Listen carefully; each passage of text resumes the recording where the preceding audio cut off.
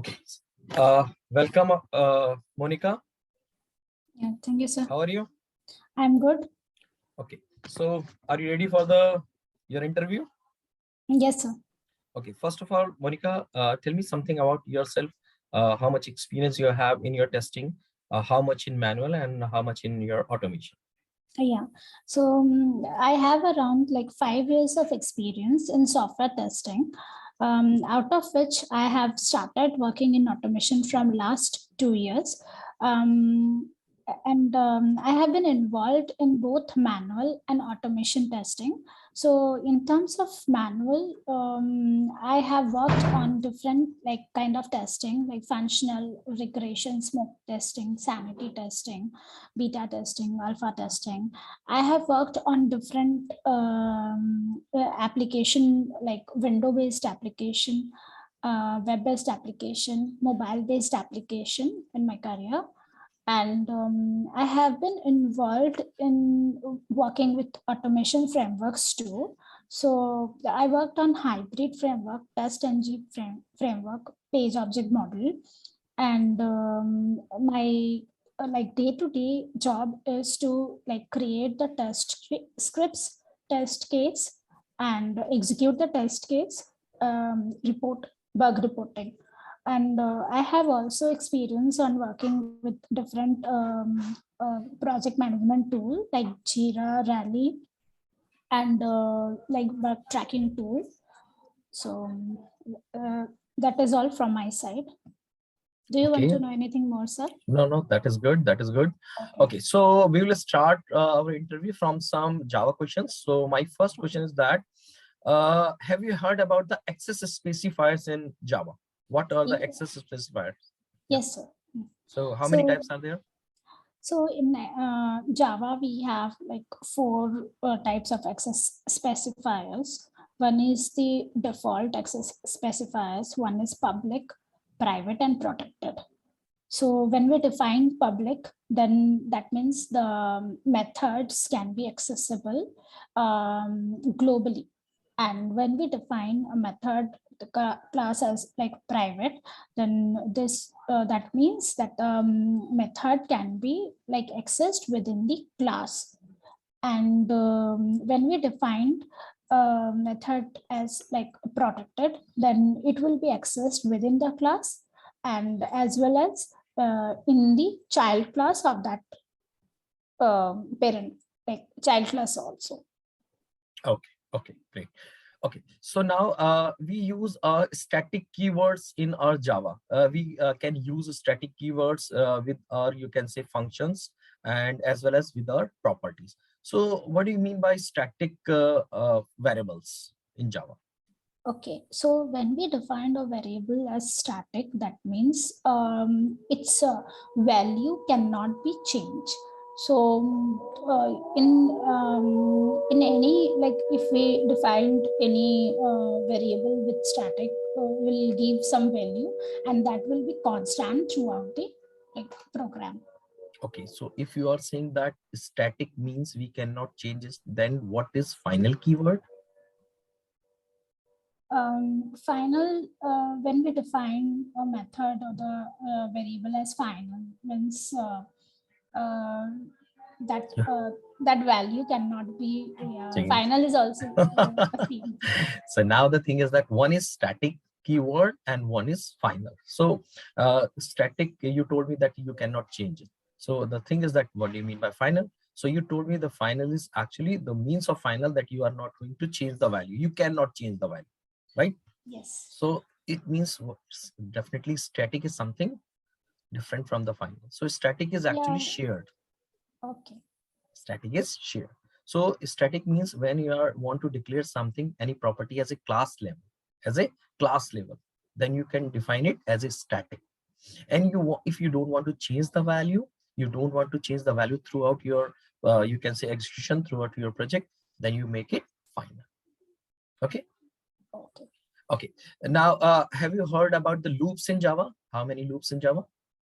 Yes. Yes. How many loops are in Java? There is for loop, while loop, and do while loop. So can you tell me the difference, mainly difference between the while and do while loop? Okay, so while loop, when we define, when we work with the while loop, it means that the process, like the program will continue. It will not going to stop. And in do while, first, like program will be executed, then it is checked. Means condition is checked. Okay. So you can say, I understand what you ought to say. Actually, two things are there in your loop. Two things. One is called the condition part, and one is called the body part. So in the first case, you are saying that it will start from the body, and then it will go for the condition check. And then the second one, first of all, it will check the condition, and then will go to the body part, right? Yes, sir. Okay. So have you ever used the keywords continue and break? Yeah. Okay. So what is the difference, and when you use it, continue and break?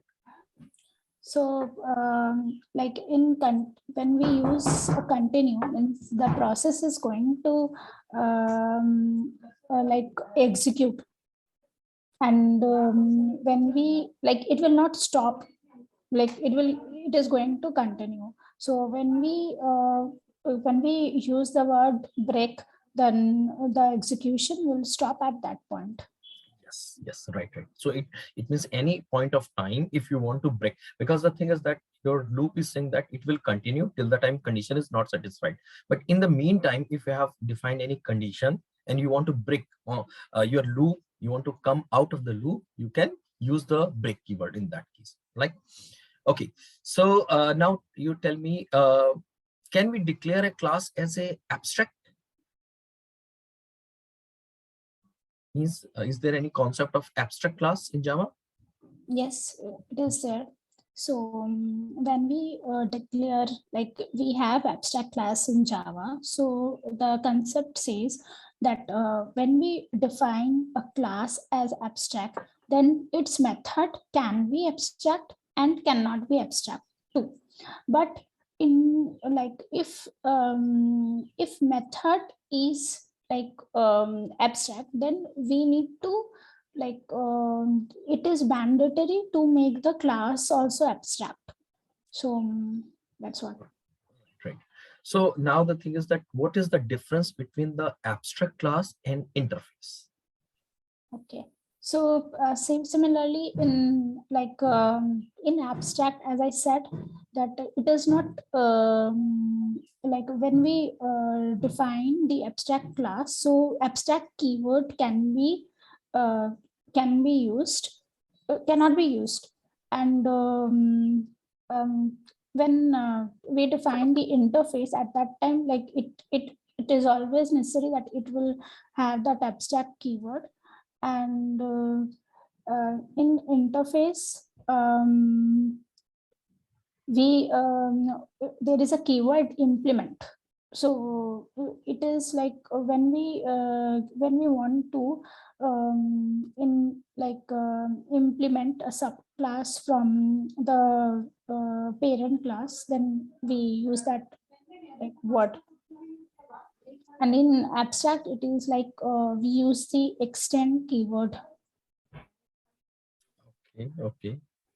Have you worked on the exception handling part? Have you worked on the exception handling part? I'm not able to hear you, Monika.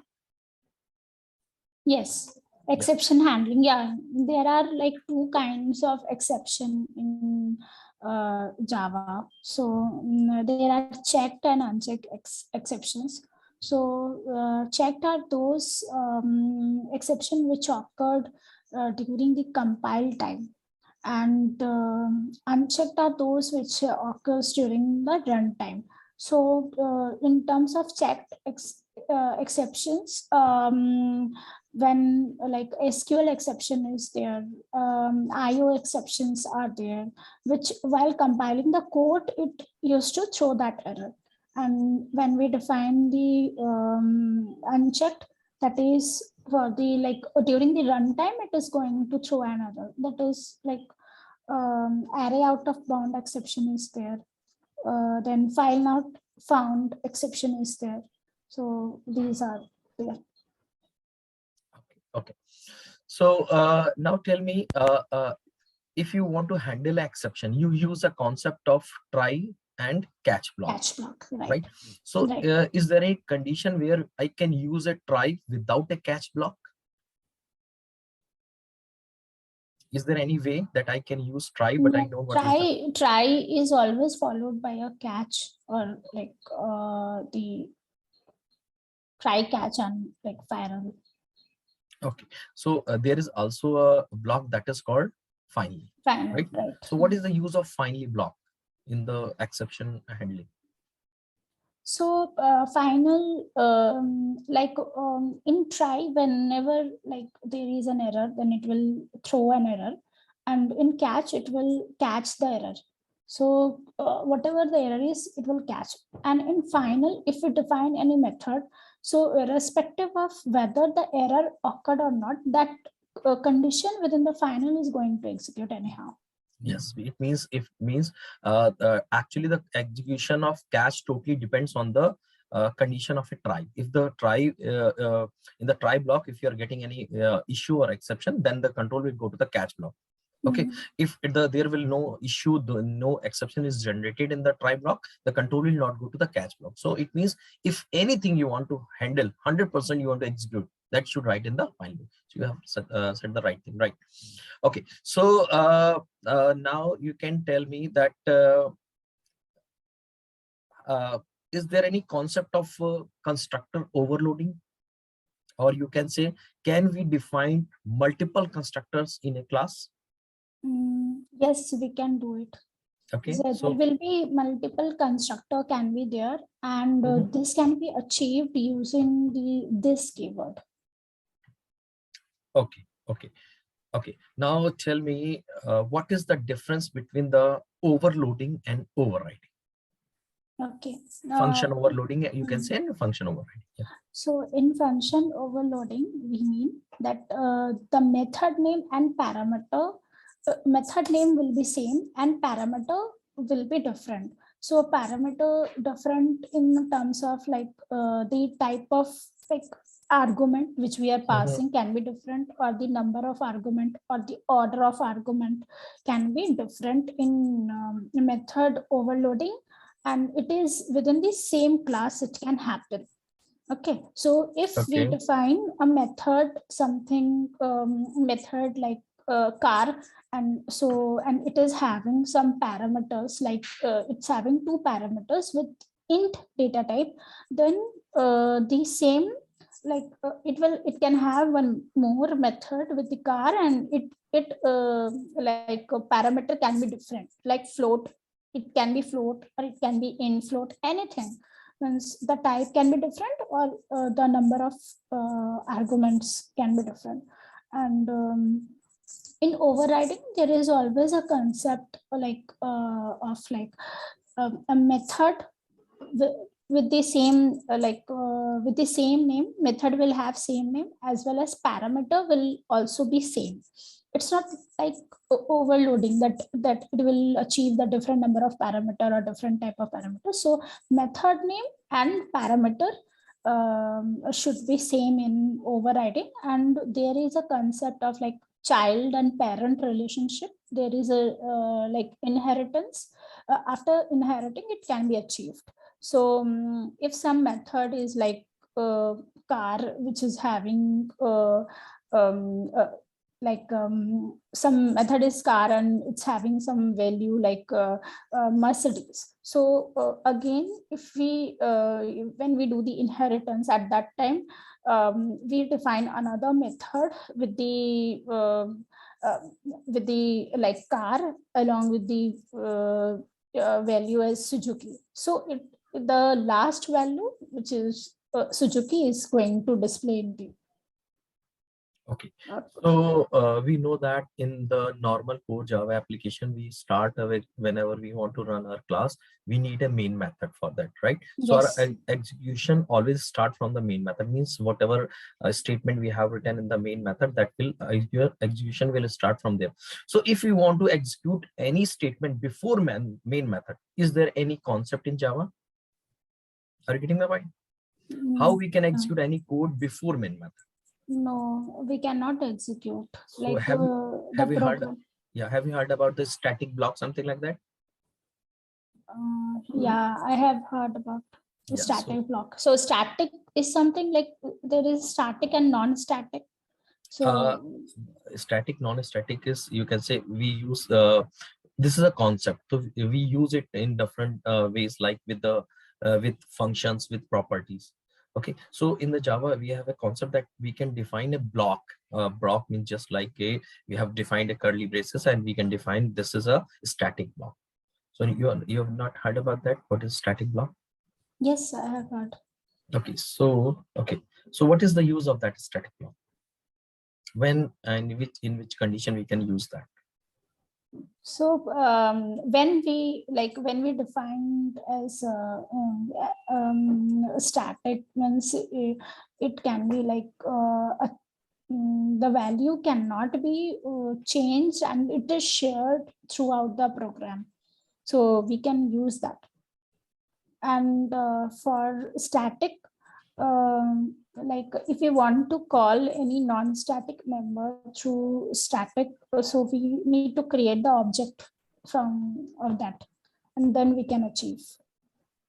Okay, so in Java we have a string class as well as we have a string buffer class. Yes. So you can tell me what is the difference between the string and string buffer class? So string is immutable, means its value cannot be changed. So Okay, and string buffer is mutable, means its value can be changed, and it is thread safe. okay, Synchronization cannot like happen.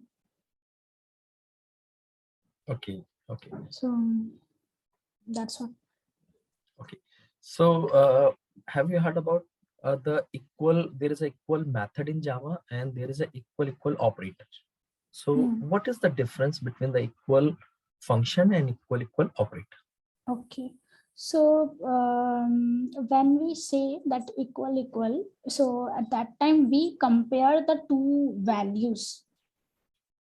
Whatever the value, like if some variable is having value like some uh, int home is equal to something uh, apartment, and then again int home one is having some value as apartment, then it will compare whether the int home and home one is having the same value or not. But in equals means dot equals, it compare the uh, content the content which is there in that Yeah, so variable. yeah, you can see that equal thing is that is going to compare the addresses of, you can say, object that. Okay, and equal method is going to check the content Address, right? as okay. So okay, so now we will come to the little bit about the Selenium part. First of all, tell me, in the Selenium we use a you can say concept of XPath. So we use two things are there: single slash and double slash. So what is the difference between the single slash and double slash in XPath? So single slash is the absolute XPath and double slash is the relative. So when we define as like single, when we take the XPath from single slash, that means the address will be starting from the node till that Mhm. point where the element is. But when we take double slash, that means we will take the relative path, means exactly where the element is, that address is going to take within that. Okay. So now, can you tell me that if you want to open a Chrome browser, so what code I should write for that? How we can open a Chrome browser? Okay, there is like web driver is equal to new Chrome driver. Okay, This is the so syntax. yes, so we usually write this thing in this way, that web driver equal to new Chrome driver. Okay, we can Yes. also write it Chrome driver equal to new Chrome driver. Why we use the web driver as at left side?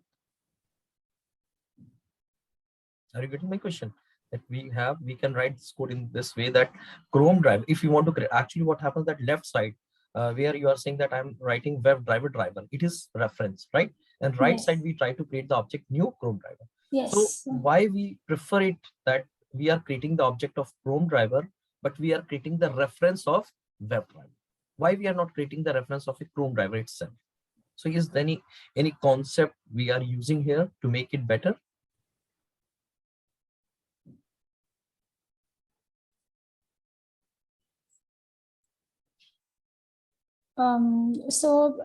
Like I You know, can. okay, you know about that. What is the difference between the object and reference? Uh, what is object and what is reference? Yeah, whenever we create a new object, so the object is always created using the word new. Means Right. a, if I define a class is a, so a and m is its object. And that time we can write equal to new a. Means using the new keyword we are creating the object. So right And the side part reference. equal to new, right side part equal, where you are writing equal new and the name of the class, that is creating the object. So the left side of the equal to, where you are writing a and just giving m something like that, is called M is reference, object. Yeah, right? reference. That Okay. is called reference. Reference. Yeah. Yeah. Okay. The object is that and reference is Yes, M. object is already, you can say, created in the memory, and the reference we created so that in the whole program we are going to refer that object. Okay, we want to do some operations on that object, we want to do some manipulation on that object, so we always use the reference in our program. Okay. Okay. Okay. Okay, so have you worked on the drop down in your Selenium? Yes. So is there any specific you can say way to treat drop downs in your Selenium? Is there any specific class for that? Yeah, there is Yeah. there is a select class, like select is equal to driver dot find element by, we can give that like the name of that drop down, and then we can use it. Correct. So how many ways you can select the value from the drop down? Means how many functions are available in the select class? So there are like select by value is there, Right. select by name is there, select by ID is there. Yeah, actually you are giving the right thing, but the name of the function are by visible text, right? By value and by index. Okay. Okay. So now tell me one thing.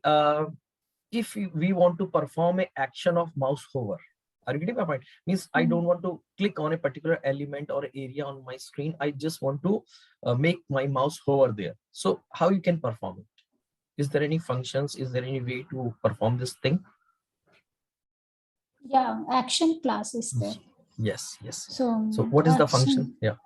So action, we can define the action class along with the action object. We can name it action. Action is equal to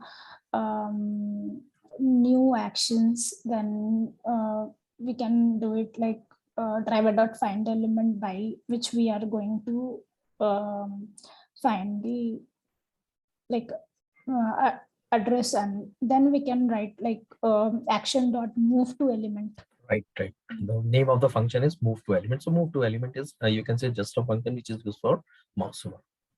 Okay. Okay. So have you ever tried to take a screenshot in your automation? Means whenever your test cases are failing, at that time you need a screenshot for your better analysis. So you know that how you can take the screenshots in your Selenium?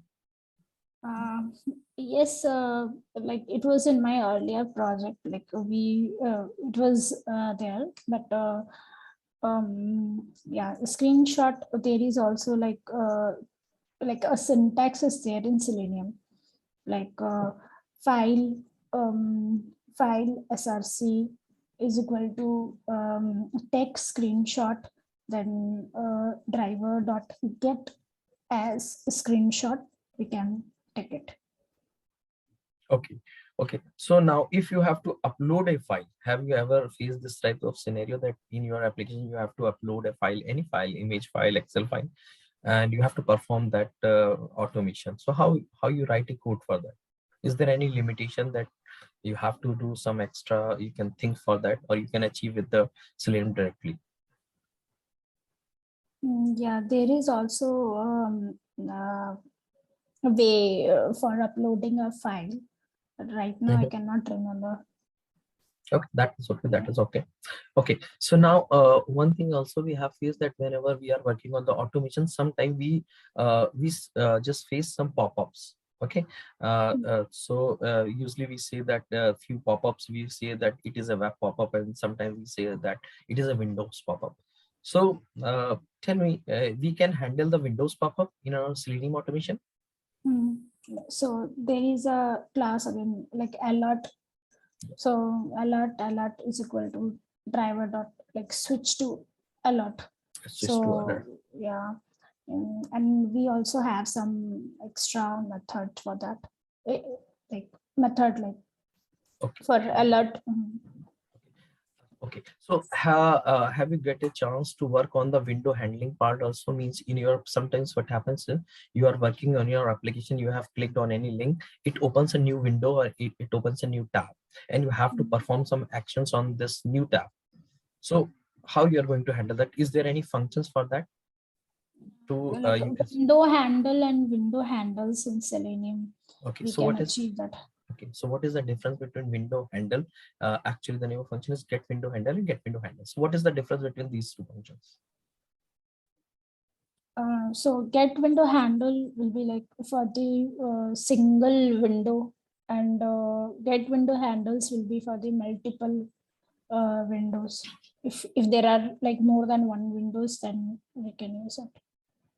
Okay, okay, okay. So in your project, you have used a normal Java. You have created a normal Java project, or you have used Maven concept for creating the project.